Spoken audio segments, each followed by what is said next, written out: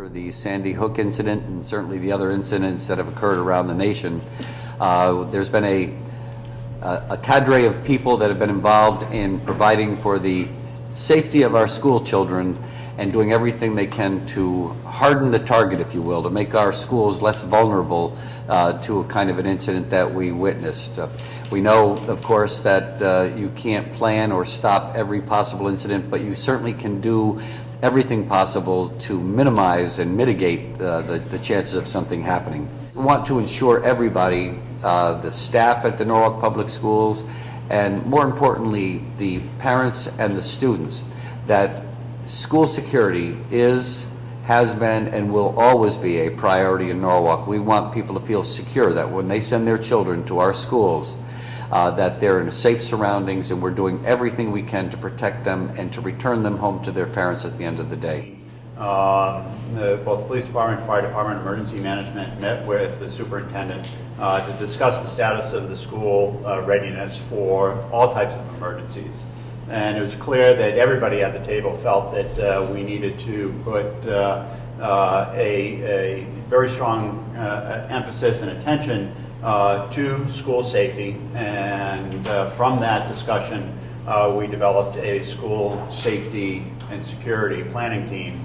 And that group has been meeting once a month since last January, with a steering committee made up of a subgroup from the police department, fire department, emergency management, and the schools to address the needs of and plan for the activities of the larger group. And in a very short period of time, we have overhauled the emergency plan that deals with school emergencies, and our focus was to make schools safer every day. Our goal was not to deal with the rare but very tragic outcomes from school violence, although that was a big part of it. We wanted to make sure that our efforts made schools safer every day for every member of the school community and the visitors into the schools. We boiled it down using a best practice from Colorado, a foundation called I Love You Guys that was started as a result of the school violence in North Platte, Colorado. And we developed this guide so that in any type of emergency, the response by the staff and students really boils down to 4 separate and distinct actions. Either they lock down, if there is some violence inside the school or emergency inside the school, they would lock the school down, and teachers and students would barricade themselves in secure locations. Lock out if there is an emergency outside the school that they wanted to protect from, whether it's a rabid animal on school property or a security issue that the police department is managing. They would lock out so there would be no activity going in and out of the school building.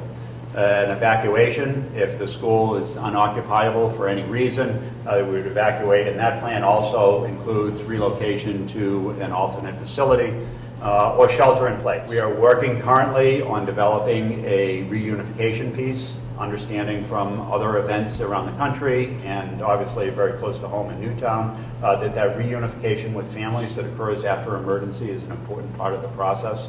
And we're developing a guide for all of the staff and parents to understand how, so they will understand how we as a city will manage the reunification. The public school system and the central office, each fire apparatus, each police car will be provided with a map that shows all of the access points into each school facility.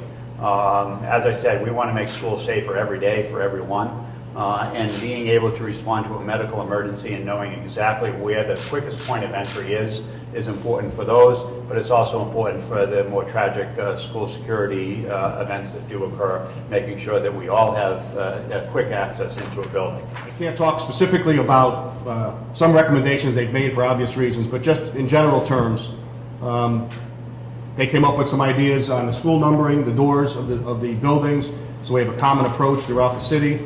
New locks being installed based on some guidance they provided, and then some just overall ideas that's not specific to any one school, but just some common things: improving signage, screening visitors, logging schools so that trespassers are not permitted on the property, identifying areas of refuge in the schools, a key control system.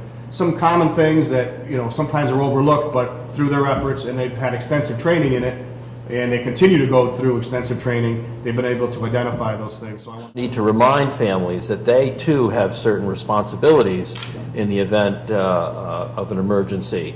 And, for example, we ask that parents not show up at school unless they're instructed by authorities. That can create some dilemmas. And if there's not immediate access to the facility, we ask that you not try to find ways to get around, to get access. It's all for the safety of children and as well as their own safety, of the adults in and around that area. We have also stepped up communications quite a bit. We are not only going to have updated information on our website and obviously the robocall system, but we are now in the process of instituting a new text alert system. So we'll actually be able to have messages that are actually pre-recorded in some cases that can instruct and give information to parents as these processes or incidents unfold, so they are getting accurate messages that they can count on. So with an upgraded communication system, continuous training for our children, for our staff, and even more information to families, we think we're going to have we are ready and prepared for emergencies that we hope don't confront us, but if they do, we will be ready for them.